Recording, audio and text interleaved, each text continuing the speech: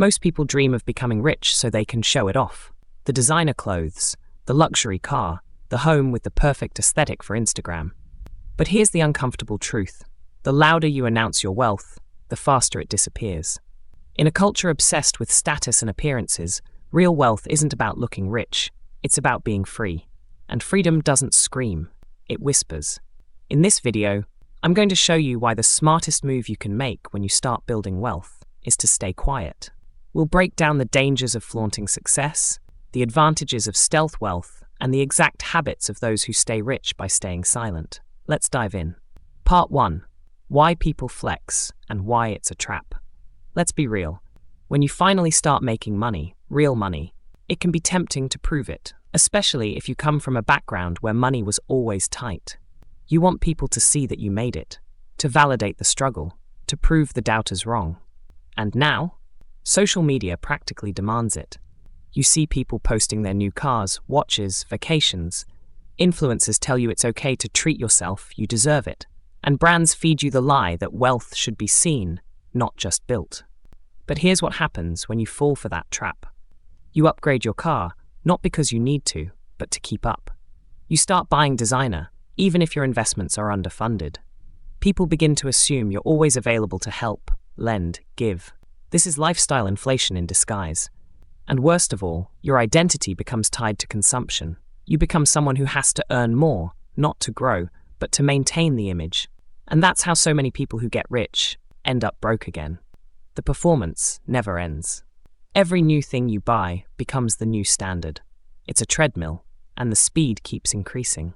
And it's not just about going broke, it's about losing yourself in the process. The more you spend to look successful, the less room you have to actually be successful. Because now your time, your energy, your money, it's all working for your image, not your freedom. Part 2. The hidden power of moving in silence. When no one knows your financial status, you gain total control of your money and your mindset.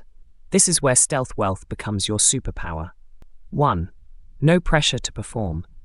If nobody knows what you earn, there's no pressure to look, act, or spend like someone who earns a lot. You can wear what's comfortable, drive a practical car, and nobody questions it. You get to operate below the radar.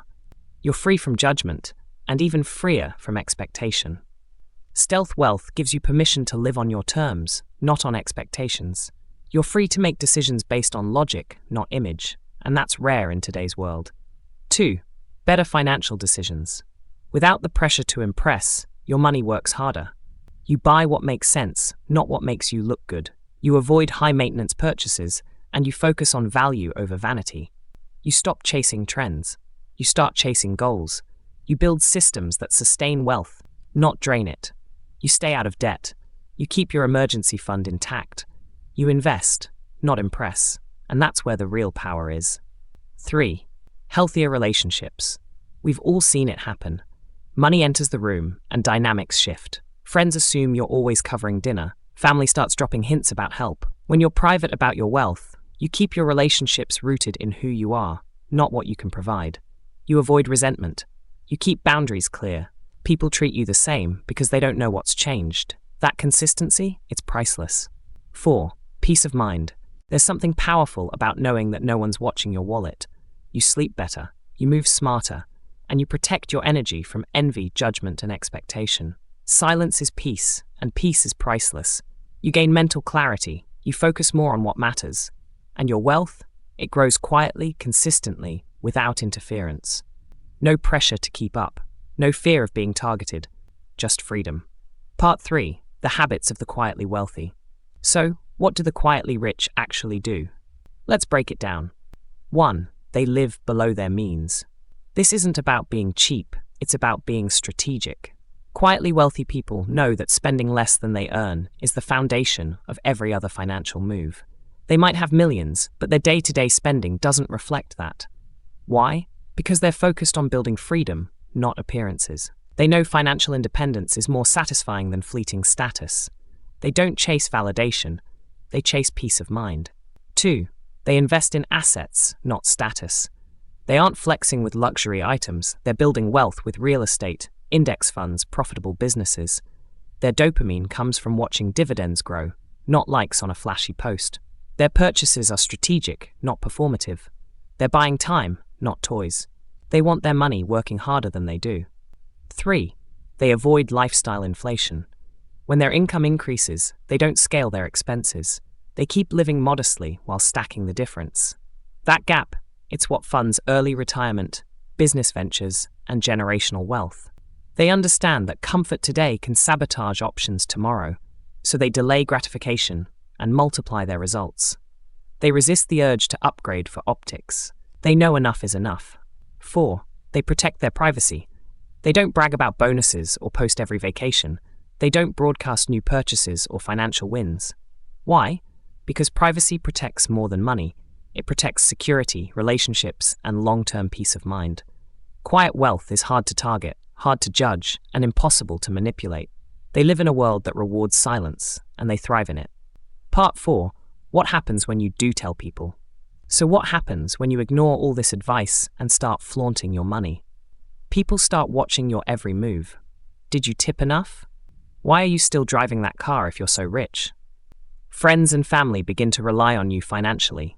You're the go-to when someone needs a loan or a bailout. Your circle changes. Suddenly, people are drawn to you not for who you are, but for what you can offer. And the worst part? You might find yourself living for others' validation, buying things to stay impressive, making decisions based on perception, not strategy. And that leads to financial burnout. The performance becomes exhausting and expensive. You lose your peace, your focus, and sometimes your money. And it happens slowly. The expectations build, the spotlight grows hotter, and the freedom you worked so hard for, it starts to vanish. Part 5. What you should do instead. Want to keep your money and your peace? Here's what to do when wealth starts showing up. Celebrate quietly. Win a financial milestone? Great. You don't need to post it. Let your results be your reward.